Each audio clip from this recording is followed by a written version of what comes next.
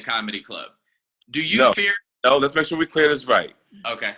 Jamie Foxx will tell people as we was coming up in the game how it was so real that I was considered a legend because when I walked into the room, I would put fear, and they had not literally that they were scared and they go run like I was gonna hurt them.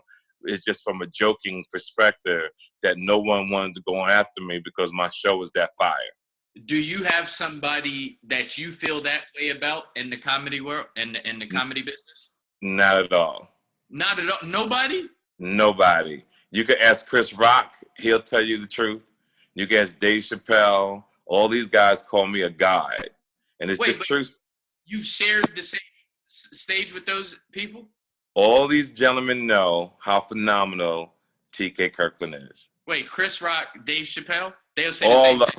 All of them would tell you I'm probably the most underrated stand-up comic in the world. And that's a true story. Damn. Did you see? Now, I'm going to tell you a story. Yeah. One year, I was on me, Keisha Cole, Bobby Valentino. This is in the early 2000s, 2004, 2000. It's a huge crowd. Now, normally, a comedian opens the show. My show was so phenomenal that I was the third act. When I came on, I was rocking the crowd like I had a band. And then Keisha Cole would come on after me. That's how hot my show used to be.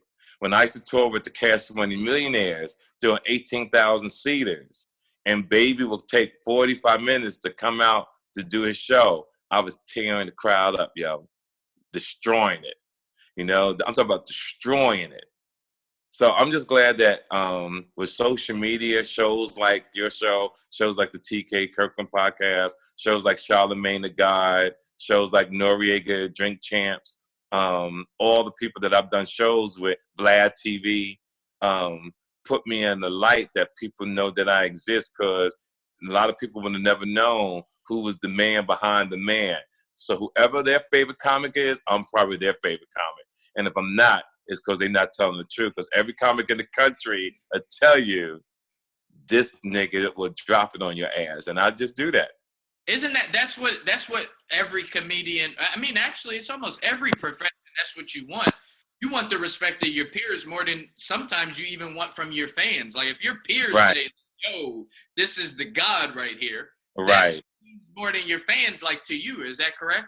Yes, I think so. I think it is. And what's so great, what people need to know, I've been consistent. Yeah. I've been slamming since 1985. See, some people just get funny. I've seen them all come, but I've been consistent. So that's another great thing that, you know, sometimes you can get funny and you can fall off.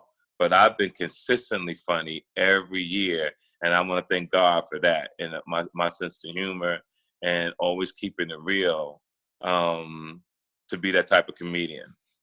Do you think that you could do? I heard I was watching Katt Williams on I think it was Howard. No, not Howard. It might have been Howard Stern. And he was talking about. He said he was going to do a clean. He wanted to do a clean comedy joint. Okay. Do you think you could ever do a clean comedy special? I've done it before. I did it on the Soul Train Comedy Awards, and it was me, and you had to go through a competition. And the finals was me and Chris Tucker for the finals. What? Oh, yeah. See? I've done it all, yo. And Chris Tucker, I tell you, I used to tour Chris Tucker.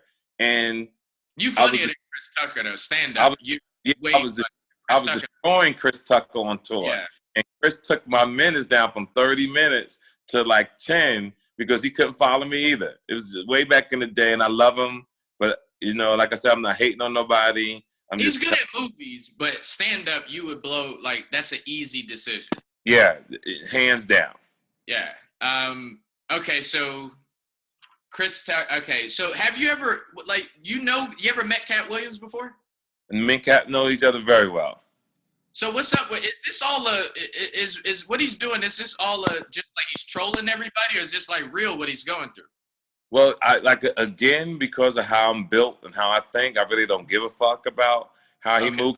He's a grown man. When a man is a grown man, You allow them to make their own mistakes. You allow them to go through their own journeys, and you sit back and you wish them well. And that's my opinion about Katt. But don't you think, with that being said, isn't Katt one of the dopest creatively comedians that we've seen? I think he is truly gifted. I think that his delivery, the way he comes off, I just think that his jewelry is too big for him. I think he needs to get smaller jewelry and nicer, smaller jackets, because he wear clothes. Only, he wears two clothes that's too big for him. But other than that, I wish I was his manager, because I would have him look like a rock star, because he got the perm, like he could rock his hair a certain way. I would have him like in the nice jeans and a nice belt buckle and just a t-shirt and just a nice simple watch, and he will be a rock star. Yeah, you saying it like he's a little doll. Yeah, you like, yeah, I would put this on him. Well, you know what? But that's what I'm saying. That's what I like to do. Like even with R.Kelly has been my friend for years. And if I was his manager, R.Kelly would be a different type of dresser and performer. One, he wouldn't be allowed to talk in between songs. What I mean by that is, he has so many hits that I would like for him to go from one song to the next without stopping. I would like for him to come on stage with a sports jacket, a nice slacks, and a glass of champagne in his hand. And after 5, 6, 7 songs, he has a woman coming to touch him. Everybody want to damn hit me now. He has a woman wanting to touch him to wipe him off because he's sweating. Can you hear me? Yeah, I can hear you. Okay, I'm trying to get back to you. So those are the type of things that I would do for him. All right, sweet. So R.Kelly, if you're watching this, you might want to take TK's advice, bro. Do you ever you get in politics in your routines or no? Every now and then. Depends on where my heart is. What's the deepest you'll go into politics? Well, when Trump got elected, I thought that was really one of the most phenomenal gangster moves I've ever seen in my life. Yeah. Because he stole it. So for him to steal that, I thought that was phenomenal due to the fact that how the fuck they, he caught everybody slipping. And there is a such thing as white privilege. And when I mean that about white privilege, people need to understand it. If that would have been Obama, had any type of association with Russia, Obama would have been court-martialed day 3 after that. Matter of fact, they wouldn't even have the thing that they have in D.C. when they pledging you in. It would have never happened. So it's just a white privilege. I always talk about, I saw a guy say he thought I don't believe in racism. And what I meant by that, I don't believe in racism, let's just call it for what it is. People just don't like you. But I want people to understand that just because people don't like you, they still got to respect you. But when you say racism, to me, it means that someone has something over you. You're better than me. And I want people to be like, no, you're not better than me. I know you probably don't like me. You probably you probably hate me, but you will respect me. And for people to really get in their own lane, create their own jobs, instead of we go out here and work hard our whole lives, get an education, and then we got to go to that particular person and ask them for a job to hire us. And I tell people that if you want to know your history, go way back to Tulsa, Oklahoma, Black Wall Street in 1919, 1920, 1921, before it was a terrorist attack on that particular city. Mm. Did you rob Eddie Murphy for his watch, or did you steal Eddie Murphy's watch? Now, what is the difference? Robbing is like there's going to be some tension. Stealing is like he ain't looking. He don't know that you took it. It can only assume. But robbing is like, yo, give me that. So what happens if your back was turned and you didn't see me coming, right? Like your back was turned, you ain't see me coming. So right then, it's stealing. But then when you turn around and I confront you. That's actually funny. It just makes sense. But what I want people to know, that these scenarios that you're talking about. No, No, what I want people to know, I can't hear you, right? What I want people to know is that this happened before pretty much most of these people was born. This happened in 1982. I don't want people to think it happened last year or 2 years ago. This happened in 1982. We were all kids. This one, he just broke into the game, right? This is before. Yeah, he was doing Beverly Hills Cop. Okay, so that was after. What he already did Delirious and Raw? Yeah, he already did. I wasn't even a stand-up comedian at that time. I was a college kid. Okay. Did you ever have the leather outfit? I was young at the time, but my pops bought me the leather hat, and I had a leather outfit. Did you ever get caught up in that?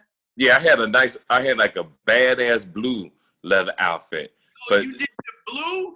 I had blue. Members only jacket. Yeah, you had yeah, a blue but remember, outfit. No, you got the members only jacket on now. I had the blue jacket on in 1987. You out for that one. So you had the whole blue outfit, the whole blue. Yeah, it was blue jacket, blue leather pants. Shit was fly. Matter of fact, there's a picture on my Instagram with me with that on. It's me, Mike Tyson, Mike Conception, and Teddy Riley. Wait, Mike when he was the champ? No, Mike Conception and Mike Tyson. Mike Tyson is one of my dearest friends. Mike Tyson? Me and Mike Tyson is like this, brother. Wow. I mean, when Mike Tyson used to fight, he used to come pick me up in his Lambo. And we all go hang out with Madonna. Me, him, and Haitian Jack, believe it or not. Mike Tyson. Mike Tyson's actually a pretty brilliant dude. He's a brilliant dude. He's a wonderful guy. He's been my friend for over 30 years, yo. He's a good kid. All right. So what's one of the benefits, as we're winding down, what's one of the benefits of being people have as having you as a friend? Well, you're going to get the truth, which is very important. You're going to get good advice. I'm going to make sure that you don't do no wrong. And if you don't want to hear the truth, don't call me, because I'm going to hurt your feelings. Hey, Ma! I'm on TV!